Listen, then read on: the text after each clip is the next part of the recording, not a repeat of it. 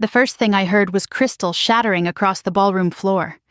Not laughter, not music. Glass. Every conversation inside the Whitmore Country Club stopped dead at the same moment.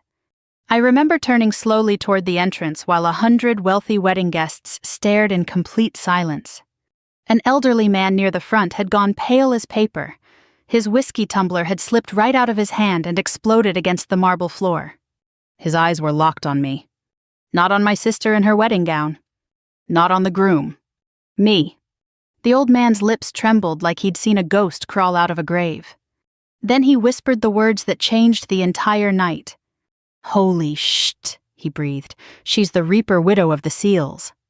You could feel the air leave the room. My father froze beside him. My mother looked confused. My sister Emily stopped smiling halfway through greeting her guests. And suddenly every person in that ballroom was staring at me like they were seeing me for the first time in their lives. Funny thing is, I'd been invisible to my family for almost 15 years. Especially after the war. Especially after Afghanistan. Especially after I came home different. But I'm getting ahead of myself. My name is Claire Walker. I'm 38 years old, retired Navy Special Operations Support Command, though most of my service record still technically doesn't exist to the public. I live alone outside Virginia Beach with an old yellow lab named Murphy, and more silence than most people could tolerate. And 3 days before my sister's wedding, I almost didn't go home at all. I was standing in my kitchen, staring at the invitation taped to the refrigerator when my phone rang. My mother. I let it ring 4 times before answering. "Hi, Mom." "Oh, good, you picked up." Her voice already sounded nervous. "Your father's been wondering if you're still coming." That made me laugh quietly. Dad wasn't wondering. Dad was hoping I wouldn't. "I bought the plane ticket," I said. "I'll be there Friday." A pause. Then the careful voice she always used around me. "That's good, sweetheart." Sweetheart? My mother started talking to me like I was fragile after my second deployment, like one loud noise might crack me open. She never used to sound afraid of me before the military. Before the newspapers started using words like classified combat operations and decorated service member. Before my divorce. "You'll stay at the house?" she asked. I booked a hotel. Another silence. Your own mother can say 1,000 things without opening her mouth. "You know your father didn't mean..." "Yes," I interrupted softly. "He did." I wasn't angry anymore, not really.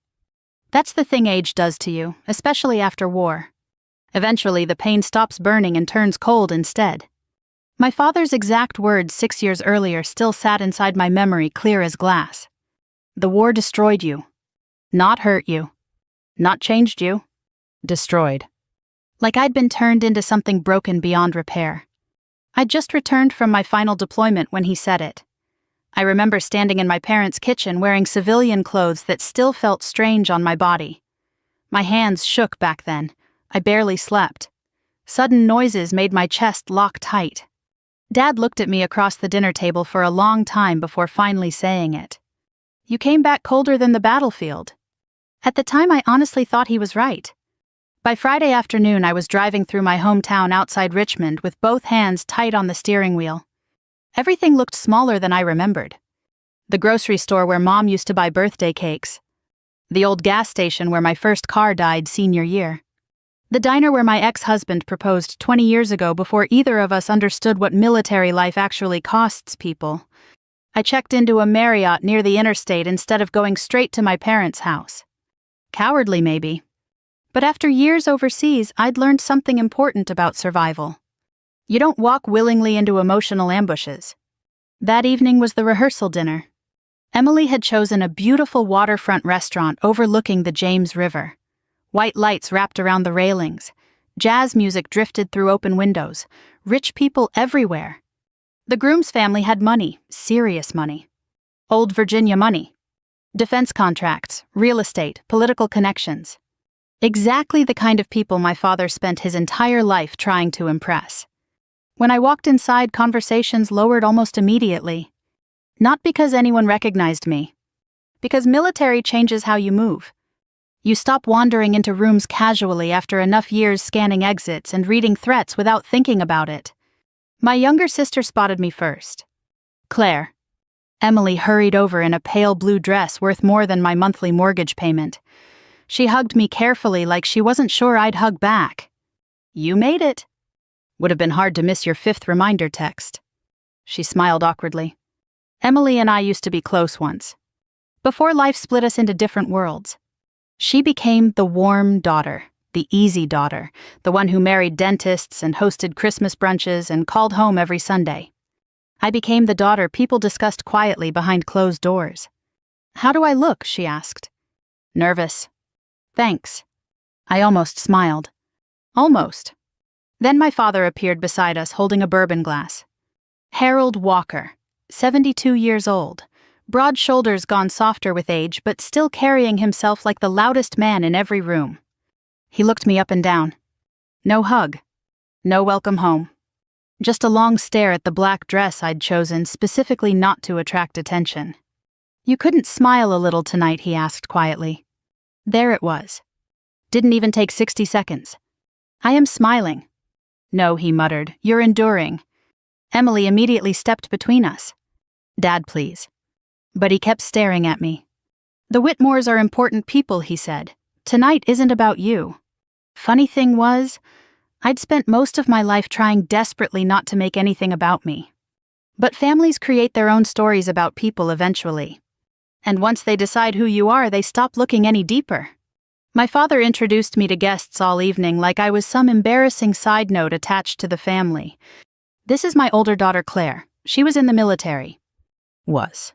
Never she served her country. Never she sacrificed. Just was. At one point, I overheard one woman whisper to another near the bar. "She looks intimidating." The other woman answered quietly. "She looks sad." That one hit closer.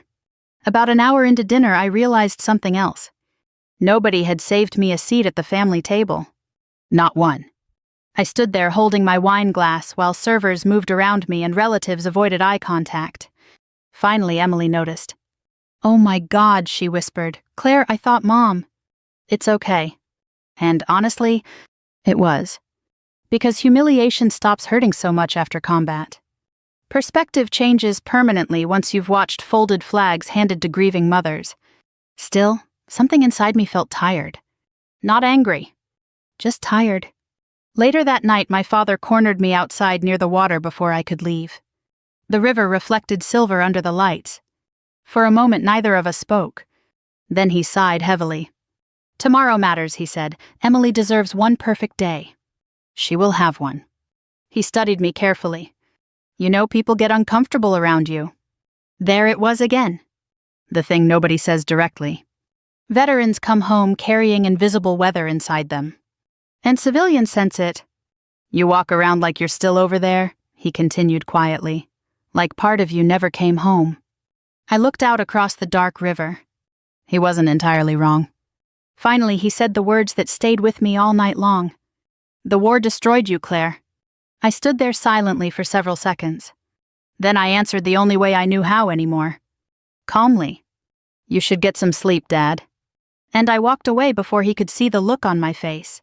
The next morning I stood in front of the hotel bathroom mirror at 6:30, staring at a woman I barely recognized anymore. Not because I looked old. Because I looked tired in places sleep could never fix. The overhead light caught the faint scar near my jawline, the one people politely pretended not to notice. My dark hair had more silver in it than last year. My shoulders still carried themselves too straight, too alert, even in silence. Military posture. Combat posture. You spend enough years overseas and your body forgets how to relax before your mind does. I adjusted the collar of my charcoal gray suit jacket and looked down at the small velvet box sitting beside the sink. Inside was my Navy Cross. I almost brought it to the wedding. Then I laughed at myself and snapped the box shut again. What kind of person wears medals to her sister's wedding? Besides, my family never cared about medals anyway. To them, military service had always been something abstract and uncomfortable, noble from a distance, inconvenient up close. Especially after I came home carrying pieces of war they couldn't understand. By 8:30, I was driving toward Whitmore Country Club under a pale Virginia sky. The roads were lined with old oak trees dripping Spanish moss, beautiful in the kind of quiet southern way tourists love. The country club itself looked like something out of an old political drama. White columns, massive fountains, valets in pressed uniforms guiding luxury cars into perfect lines. Money everywhere. The kind of money that smells like old leather chairs and private golf memberships. I parked at the far end of the lot on purpose. Less attention that way. Inside the ballroom buzzed with soft piano music and expensive conversations. Women in designer dresses floated between tables carrying champagne flutes. Men with silver hair discussed investments and defense contracts near the bar. I immediately felt the shift that always happens in rooms like that. People noticing me without understanding why. Not fear exactly. Instinct. A man near the entrance glanced at my hands, my posture, the way my eyes automatically tracked exits. Then he quietly stepped aside without realizing he'd done it. Combat veterans recognize each other even out of uniform. Sometimes civilians do too. Emily spotted me near the ballroom doors and hurried over. She looked beautiful. Really beautiful. Not just because of the dress, because she was happy. For a second I saw the little girl who used to crawl into my room during thunderstorms. "You came," she said softly. "Pretty sure weddings require that." She smiled nervously, smoothing invisible wrinkles from her dress. "You look nice." "So do you." "You could have worn a dress, though." There it was. Even today. I glanced down at my tailored suit. "It's a wedding, not a beauty pageant." Emily sighed quietly. "Claire, just try today, okay?" "Try what?" "Not scaring people." I looked at her for a long moment. Then I nodded once. Because arguing before a wedding helps nobody. A few minutes later, my mother rushed over, already flustered. "Claire, sweetheart, thank God." She grabbed my arm. "The seating cards got mixed up last night, but we fixed everything." "Of course they did." "Now." Mom adjusted my jacket gently. "You look thin." "You've said that every year since 2008. "That's because it's true." Her eyes softened suddenly. "You sleeping any better?" I hesitated. "Sometimes." She nodded like that answer hurt her. Before she could say more, my father appeared beside us wearing a navy tuxedo, and the same expression he always wore around wealthy people, desperate confidence. "Claire," he said sharply, "come meet the Whitmores." "Not would you like to?" "Just come."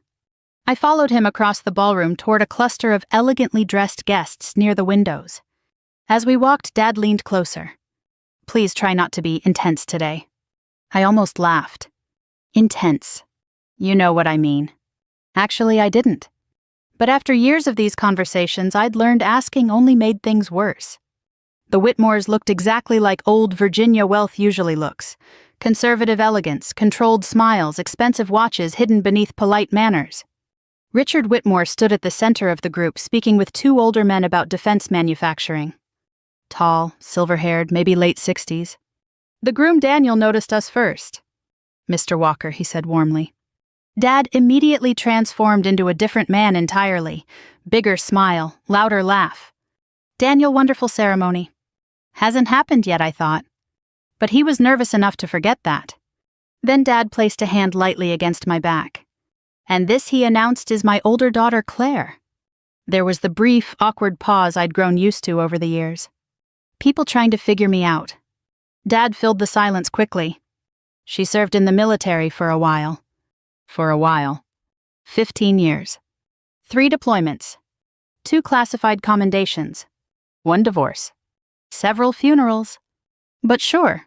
For a while. One older woman smiled tightly at me. "Oh goodness, Army. Navy. How interesting," she tilted her head. "You certainly carry yourself differently." Before I could answer, another guest chuckled lightly. "She looks like she could kill somebody." A few people laughed politely. I didn't. "Only when necessary," I said calmly. Silence. You could practically hear Emily cringing from across the room. Dad shot me a frustrated look. "See," that look said, "this is exactly what I mean." Richard Whitmore finally turned toward me fully then. At first, his expression remained polite and distracted. Then his eyes dropped briefly to my wrist. The small trident tattoo barely visible beneath my sleeve. Everything changed instantly. I watched the color drain from his face in real time. His mouth parted slightly. Not theatrical. Not exaggerated. Genuine shock. No, he whispered quietly. Dad frowned. Richard. But Richard kept staring at me like he'd opened a door to something he never expected to find standing there. His eyes narrowed slightly. Studying me. Remembering. I knew that look. I'd seen it before from retired officers and old intelligence men who recognized ghosts from classified briefings. You, he said slowly. The room grew strangely quiet around us. My stomach tightened. Not fear. Just exhaustion. I suddenly understood exactly where this conversation was heading, and I wanted no part of it. I stepped back politely. Excuse me, I said. But Richard moved closer instead. Commander Claire Walker. I froze. Not because he knew my name. Because he knew the rank. My father stared between us in confusion. Wait, Dad said awkwardly. You two know each other. Richard never took his eyes off me. No, he answered softly. But I know who she is. Every nerve in my body wanted to leave immediately. Not because I was ashamed. Because I hated this part. The staring. The mythology people build around war. The way civilians mistake survival for something glamorous. Sir, I said quietly, today is Emily's wedding. Meaning, please stop. Richard swallowed hard. Then he said words that turned the entire ballroom cold. Holy God. His voice trembled slightly. She's the Reaper widow. Nobody around us moved. My father blinked. The what? Richard looked at him in disbelief. You seriously don't know? And for the first time in my entire life, I watched my father become the smallest man in the room. Nobody spoke for several seconds after Richard Whitmore said the words. She's the Reaper widow. The ballroom seemed to shrink around me. I could hear silverware clinking faintly somewhere near the back of the room. A champagne cork popped in another corner. Normal wedding sounds continuing while the air around our little group turned painfully still. My father gave a short, nervous laugh. The Reaper what? Richard kept staring at me. Not with admiration. That's the part civilians never understand. Men who truly know war rarely romanticize it. Especially older men. Especially the ones who spent years around special operations personnel after 9/11. Richard looked unsettled, like a memory had just walked back into his life wearing civilian clothes. You honestly don't know who your daughter is? He asked quietly. Dad straightened a little. I know perfectly well who my daughter is. Do you? I almost said it out loud. Instead, I reached for a passing champagne glass from a server's tray and took a slow sip. Emily appeared beside us looking panicked. What's happening? Nothing, I said immediately. But Richard ignored me. I worked with Naval Special Warfare Procurement for years, he explained, still staring at me. There were stories. I closed my eyes briefly. Stories? That word again. War turns real human beings into stories for people far away from it. There's no need for this, I said calmly. Richard nodded once. You're right. But he still couldn't stop looking at me. The groom Daniel glanced between everyone awkwardly. Dad. Richard rubbed one hand across his mouth. I just never thought I'd see her standing at a wedding reception. There it was. Her. Not Claire. Not Commander Walker. Her. Like I was some classified rumor people whispered about over bourbon after Pentagon meetings. My father's face hardened slightly. Richard, he said carefully, I think there's been some misunderstanding here. Claire was in the Navy, yes, but she pulled men out of Kandahar during the Black Ridge operation. The words hit me like cold rain. Not because they were classified anymore. Most of that mission had eventually been buried beneath enough paperwork and redactions that pieces leaked through military circles over the years. But because I hadn't heard that mission name spoken aloud in over a decade. Black Ridge. Jesus. I could suddenly smell dust and smoke again. Hear rotor blades. Screaming over comms. I stared into my champagne glass. Sir, I said quietly, please. Richard immediately stopped. Good men recognize pain when they see it. Unfortunately, my father still looked confused instead. Kandahar, he repeated. Claire, what is he talking about? I met his eyes finally. You really want to do this here? That shut him up. Nearby guests had started pretending not to listen while listening to every word. Wealthy people are excellent at that skill. Emily touched my arm gently. Claire, what's Black Ridge? Her voice sounded small. I looked at my little sister standing there in her white wedding gown, and for a moment all I saw was the 16-year-old girl who cried when I left for boot camp. I never wanted her carrying images of war in her head. That's not important today. But Richard spoke softly. It's important because your family clearly spent years misunderstanding what happened to her. My father's jaw tightened. With all due respect, Richard, family matters are private. Richard gave a quiet, humorless laugh. You called her damaged 5 minutes ago. Dad froze. So did I. Apparently Richard had overheard more than I realized earlier. You said the war destroyed her, Richard continued. Do you have any idea what your daughter actually survived? My father looked embarrassed now. And angry. The dangerous combination proud men reach when humiliation starts cracking their ego. She came home different, Dad snapped. Colder, distant. Her marriage fell apart. She stopped talking to people. Because she went to war, Richard replied sharply. The room went silent again. Not dramatic silence. Heavy silence. The kind older people understand well. The silence that comes right before someone is forced to confront an ugly truth. I could see Emily beginning to shake slightly. Claire, she whispered what happened over there. I looked away toward the ballroom windows. Outside sunlight reflected beautifully across the golf course lake. Peaceful. Safe. Nothing like Afghanistan. I lost people, I said simply. Dad crossed his arms. Everyone loses people. I turned toward him slowly. And for the first time all weekend, something inside me cracked open. Not like that. My voice stayed calm. That almost made it worse. I watched 22-year-old boys bleed out asking for their mothers. I continued quietly.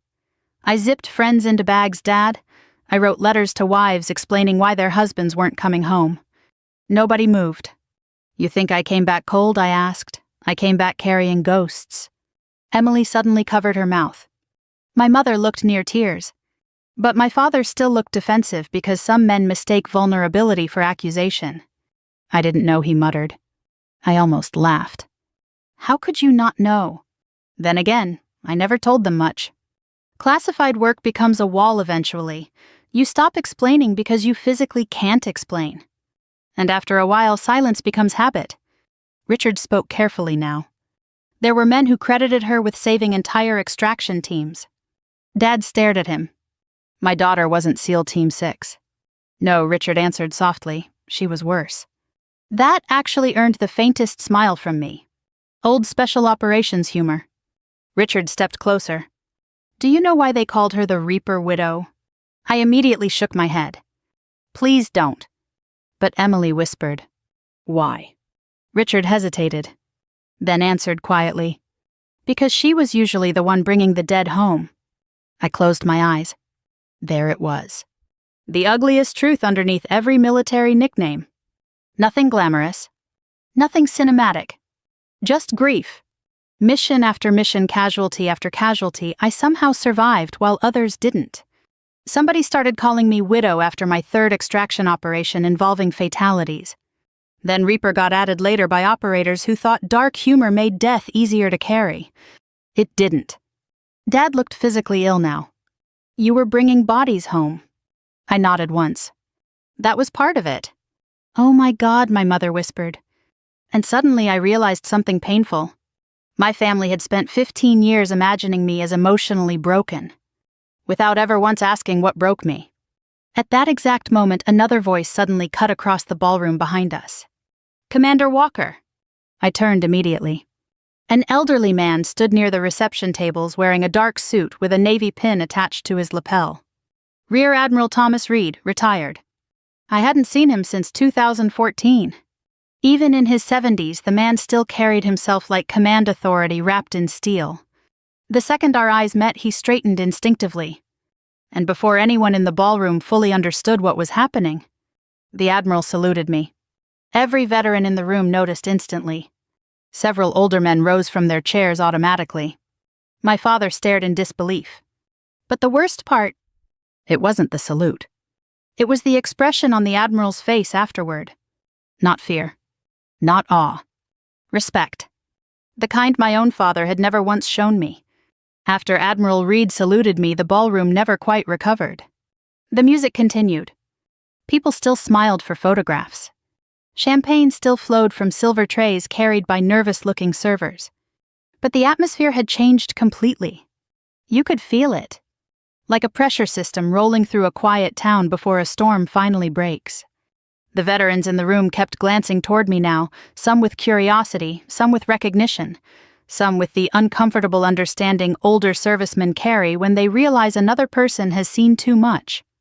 Meanwhile, my father looked like a man who'd accidentally walked into the wrong church halfway through confession.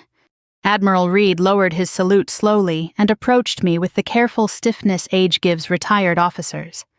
"Claire," he said warmly, "didn't know you were stateside. Been retired almost 2 years now." He nodded. "You look tired."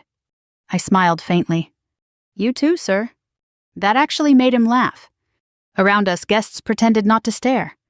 Emily stepped closer carefully. "You know an admiral." Before I could answer, Reed looked directly at her. "Your sister saved American lives overseas." Simple. Direct. No theatrics. And somehow that landed harder than anything Richard Whitmore had said. Emily's eyes immediately filled with tears. My father still looked stunned. "You never told us any of this." I finally turned toward him fully. "You never asked." That one hurt him. I saw it immediately. Good. Not because I wanted revenge exactly. At 38, revenge feels less satisfying than younger people imagine. Mostly you just want acknowledgement. Truth. Maybe dignity. My mother quietly touched Dad's arm. "Harold?" But he kept staring at me. "You were really involved in all that." All that. Funny phrase. As if war were some messy side project I forgot to mention. I looked across the ballroom toward the massive windows overlooking the golf course. Then I answered honestly. Yes. No details. No dramatic stories. Just yes. Because there are memories veterans learn to keep locked down if they want to survive civilian life. Unfortunately, Richard Whitmore chose that exact moment to continue talking. "You know," he said quietly to Dad, "there were people in D.C. who thought your daughter should have received the Medal of Honor." I closed my eyes briefly. Jesus Christ. Richard I warned softly. But older men with guilt sometimes keep talking because silence suddenly feels cowardly. She ran extraction under direct fire 3 separate times during Black Ridge. Emily whispered. "What does that mean?" Nobody answered immediately. Finally, Admiral Reed spoke. "It means other people were retreating," he said carefully, "and your sister went back in." The ballroom felt smaller by the second. I hated this. Not because the stories embarrassed me. Because dead people deserve privacy too. Every military hero story is built on somebody else's funeral. Dad looked shaken now. "Claire." I cut him off gently. "Can we please stop discussing Afghanistan at Emily's wedding?" Thank God Emily finally stepped forward. "She's right." Her voice cracked slightly. "This isn't about war." For a moment I thought the situation might finally settle down. Then one of the older guests near the bar approached slowly. Marine Corps veteran by the posture, mid-70s. He looked at me carefully before speaking. "My grandson served in Helmand Province," he said quietly. "He used to talk about a woman called Widow." My chest tightened immediately. The old man swallowed hard. "He came home because of her." I looked down at my hands. "Sir?" "He killed himself 3 years later," the man continued softly. "But he made it home first." That one almost broke me. Because that's the part civilians rarely understand about modern war. Getting soldiers home alive doesn't always save them. Sometimes the battlefield follows them back. The old Marine gently squeezed my shoulder once before walking away. And suddenly the ballroom noise felt very far away. I needed air. Without another word, I stepped outside through the side doors overlooking the water behind the country club. The October breeze felt cool against my face. For several minutes I just stood there alone, listening to distant laughter drift from inside. Weddings are strange after war.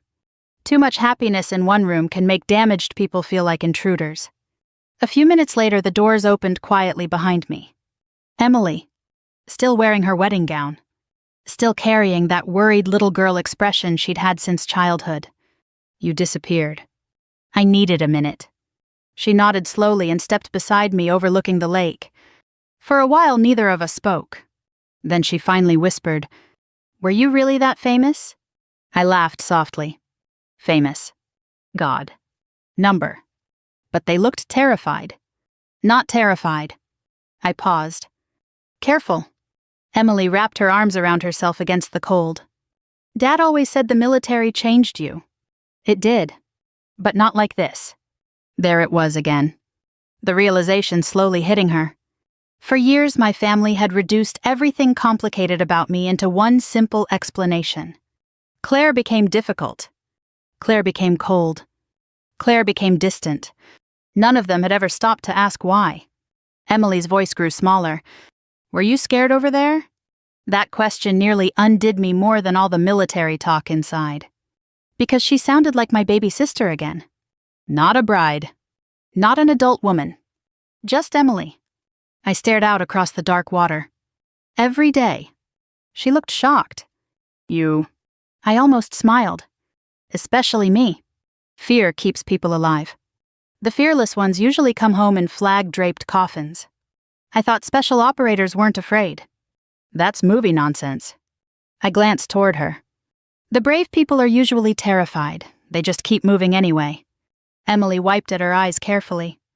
I'm sorry. For what? For believing Dad. That hit deeper than she realized. I leaned against the railing quietly. Your whole life they compared us differently, she continued. You were the difficult daughter. I was the easy one. You were never easy, I said dryly. That made her laugh through tears. Then her expression turned serious again. When you came home after deployments, I didn't know how to talk to you anymore. Neither did I. That was the truth nobody says out loud about veterans returning home. Families expect reunions. What they actually get are strangers trying to recognize each other again. I thought maybe you stopped loving us, Emily whispered. I looked at her sharply. Number. Then why'd you stay away so long? Because it was easier. Because silence feels safer than disappointing people. Because once civilians decide you're damaged, eventually you start believing them. But I couldn't say any of that out loud. Before I answered, the doors behind us opened again. This time it was Dad. He looked older than he had yesterday. Older than he had that morning even. For several seconds he simply stood there staring at us. Then his eyes settled on me. I need to ask you something, he said quietly. I already knew the question before he spoke it. How many men died under your command? The wind moved softly across the lake. And for the first time since returning home, I saw genuine fear in my father's eyes.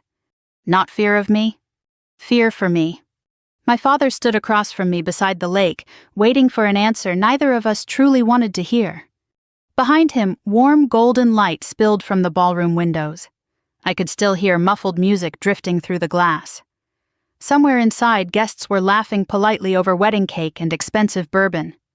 But out there by the water, none of that mattered anymore. How many men died under your command, he repeated quietly. Emily inhaled sharply beside me. I looked at my father for a long moment before answering. I stopped counting. The truth landed harder than any dramatic number could have. Dad's face tightened. Not judgment this time. Pain. I think that was the moment he finally understood war isn't measured by medals or headlines. It's measured by names you carry forever. I didn't know he whispered again. This time I believed him. Because people my father's age grew up in a different America. A quieter America. Soldiers came home from Vietnam broken in ways nobody knew how to discuss, so entire generations learned to avoid uncomfortable conversations altogether. Men buried pain. Women carried families. And trauma sat silently at dinner tables for decades. Dad took a slow breath. When you were little, he said carefully, you used to cry if birds hit the windows outside. I smiled faintly despite myself. I remember. You buried a dead squirrel in the backyard when you were 9 because you didn't want it left alone. Emily laughed softly through tears. Oh my God, I forgot about that. Dad stared at me. I can't reconcile that little girl with... With what? He looked away toward the dark lake. With someone people call Reaper Widow. There it was. The thing haunting him. The nickname. not understanding how war could turn a gentle child into something whispered about by hardened military men. I leaned against the railing slowly. It didn't turn me into something else, I said. It forced me to survive things. Dad rubbed both hands over his face tiredly. That's worse. For several moments, nobody spoke. Then Emily quietly asked, "What really happened in Afghanistan?" I closed my eyes briefly. Some memories age like rusted metal. Touch them years later and they still cut. But for the first time in my life, my family wasn't asking out of curiosity. They were asking because they finally wanted to understand me. So I answered. Black Ridge was supposed to be a simple extraction, I said quietly. Intel went bad. Even now, my voice automatically flattened into operational calm whenever discussing combat. Training never leaves completely. A SEAL reconnaissance team got trapped inside a valley compound after insurgents intercepted their route. They were outnumbered and cut off. Emily looked pale already. Dad listened silently. We lost air support because of a sandstorm. Communications kept dropping. Nobody could get to them. I stared out at the water. But somebody had to try. The October wind carried distant laughter from inside the ballroom. Funny how life keeps moving while people describe the worst moments they've ever lived through. We got there too late for some of them, I continued quietly. My father swallowed hard. How old were they? Most 23, 24. Jesus. The expression on Dad's face shifted immediately. Because suddenly those weren't soldiers anymore. They were boys. Somebody's sons. 2 operators were still alive when we reached the compound, I said. One had lost most of his leg. The other was burned badly enough he couldn't see. Emily covered her mouth. I kept going anyway. Extraction helicopters couldn't land under fire, so we had to carry them nearly 2 miles through the ridgeline. Dad's voice sounded strained now. And you went back?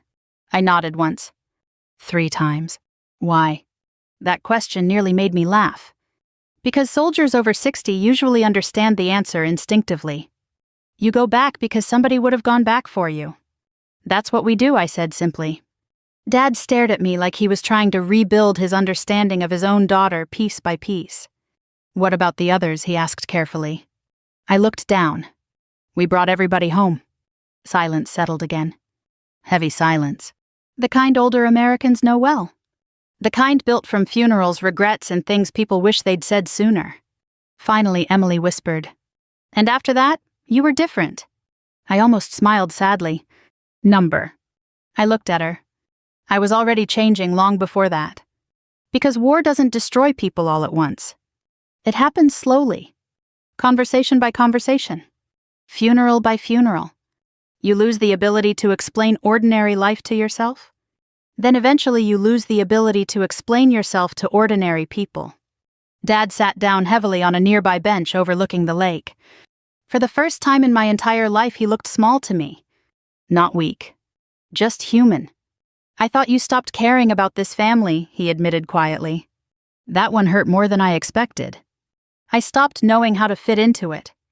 He nodded slowly like the answer made terrible sense. You'd come home and sit there silently during Christmas dinner, he said. You'd stare at doors, windows, crowds. I was checking exits, even around us. Yes. The word came out before I could soften it. Dad looked devastated. And suddenly I regretted saying it. Not because it wasn't true. Because parents aren't built to hear their children describe living in survival mode. I thought you were judging us, he said quietly. Number. I sat beside him. I was trying to calm my nervous system enough to feel safe indoors. That finally broke something in him. My father lowered his head into his hands. Oh God. I'd seen men cry in combat zones before. Usually older men. Usually after the danger passed. This looked exactly the same. I failed you, he whispered. I immediately shook my head. Number. Yes. His voice cracked sharply. You came home carrying all that, and all I could think about was how uncomfortable you made people. Emily started crying openly now. I thought if I pushed you hard enough, Dad continued, you'd become normal again. Normal. That impossible word veterans spend years chasing. I stared across the lake quietly. There's no going back after some things, I said softly. Dad looked at me with tears in his eyes. Then he asked the question that mattered most. Did anybody ever help you carry it? I thought about that for a long time. The truth surprised even me. Not really. That answer seemed to physically wound him. Inside the ballroom, the DJ announced the father-daughter dance. Emily wiped her face quickly. That's our cue. Dad stood slowly, but before heading inside, he turned toward me again. His voice sounded older than I'd ever heard it. I spent 15 years believing the war destroyed my daughter. He swallowed hard. But maybe it was the silence afterward that did the real damage. And for the first time since coming home, my father finally saw me clearly. The wedding ended later than expected. By the time the final guests drifted toward the valet stand and the ballroom lights dimmed low, the October air had turned cold enough to fog the windows. I was standing alone near the parking lot watching leaves scrape across the pavement when I heard footsteps behind me. My father. For a second, neither of us spoke. He looked exhausted. Not physically. Spiritually. Like a man who'd spent an entire day discovering how wrong he'd been about someone he loved. You leaving? He asked quietly. Probably best. He nodded once, though he clearly hated the answer. The valet station lights reflected across his tired face. I suddenly noticed how old he'd become, the deep lines around his mouth, the slight stiffness in his shoulders. War ages soldiers. Regret ages parents. I used to brag about you when you were little, he said unexpectedly. I glanced at him. You did? All the time. A faint smile crossed his face. You climbed everything, trees, roofs, that terrible swing set I built. I laughed softly. You fell off the garage once. You told me not to cry because astronauts probably fell worse than that. That earned a real smile from me. Small, but real. Dad looked down at the pavement. Then somewhere along the line, I stopped understanding you. The wind moved quietly through the dark trees around the country club. I didn't know how to talk to the version of you that came home, he admitted. Neither did I. That was the tragedy underneath so many American families after war. People expect soldiers to return exactly the same, then panic when they don't. Dad shoved his hands into his coat pockets. When your marriage ended, he paused carefully, I blamed you. I looked away toward the empty parking lot. I know. He came to me one night after you deployed again. Dad's voice sounded ashamed now. Your ex-husband said he felt like he was living with somebody who never fully unpacked her bags. I closed my eyes briefly. David. Jesus. There are some wounds age never fully dulls. He said you stopped sleeping beside him, Dad continued quietly. Stopped laughing. Stopped talking. I stopped sleeping at all. Dad swallowed hard. I should have realized something was wrong. I stared out into the dark. You know the strange thing, I said softly. I kept waiting for somebody to ask me if I was okay. That one nearly broke him again. Because parents hear every version of their failures eventually. Some just arrive later in life. A car door slammed somewhere across the parking lot. Then silence returned. I thought strength meant handling things yourself, Dad admitted. That's how your generation survived. He nodded slowly. That's also how we destroyed ourselves. For several moments we simply stood there together beneath the yellow parking lot lights. Not fixing 15 years? Just finally telling the truth about them. Then Dad looked at me carefully. Why didn't you ever tell us how bad it was? I smiled sadly. Because every time I tried, people looked horrified. That was the reality nobody prepares veterans for. Civilians love the idea of sacrifice. Until sacrifice starts describing real things. Real blood. Real nightmares. Real funerals. You stopped asking after a while, I continued. Mom got nervous whenever Afghanistan came up. Emily changed the subject. You got angry. Dad stared at the ground. I thought talking about it would make things worse. Silence made things worse. The words settled heavily between us. Inside the building, staff members were clearing tables and shutting down the reception. The wedding was over. But something else had finally begun. Dad looked toward the ballroom doors. Come inside one more time. I don't think that's necessary. It is. His tone surprised me. Not commanding. Certain. A few minutes later, we walked back into the nearly empty ballroom together. Only close family remained now.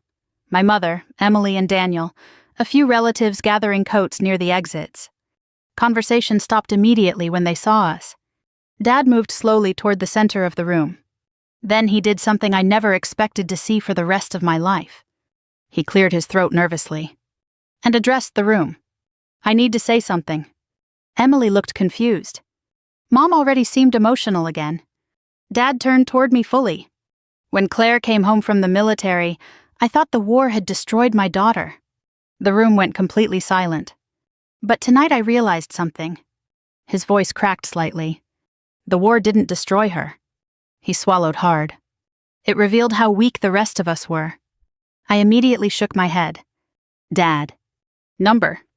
For the first time in years, he interrupted me gently instead of dismissively.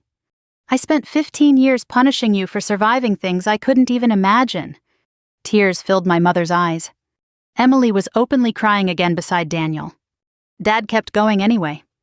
"You came home carrying grief, trauma, guilt, and instead of helping you carry it, I treated you like an embarrassment." The room felt painfully still. "I kept saying the military made you cold." His voice broke completely now. "But maybe you were just exhausted from carrying pain alone." Nobody moved. Nobody spoke. And suddenly I realized something shocking. My father had been carrying shame too. Not because of me. Because deep down he knew he'd abandoned his daughter emotionally when she needed him most. He stepped closer carefully. "I am so sorry, Claire." Not polished. Not dramatic. Just honest. And somehow honesty hits harder after 60 than pride ever does. I looked at him for a long time. Then I saw it. Not the stubborn businessman. Not the critical father. Just an aging man terrified he'd run out of time to repair his family. Emily suddenly crossed the room and hugged me tightly. For years, physical affection between us had felt awkward and forced. Not this time. "I'm sorry too," she whispered through tears. "I should have tried harder." I hugged her back carefully. Then my mother joined us. Then somehow all four of us ended up standing there together in the middle of a half-empty ballroom, holding onto each other like survivors after a storm. Even Daniel looked emotional. Richard Whitmore watched quietly from across the room before finally approaching me one last time. "You know," he said softly, "there are men in Washington who still talk about you like a ghost story." I shook my head faintly. "They should talk about the ones who didn't come home." Richard nodded immediately. "That's exactly why they respect you." For once, I didn't argue. Several weeks later, I was still in Virginia. Longer than I'd stayed in years. Dad started attending counseling sessions for military families at the local veterans center after Emily pushed him into going. Turns out he wasn't alone.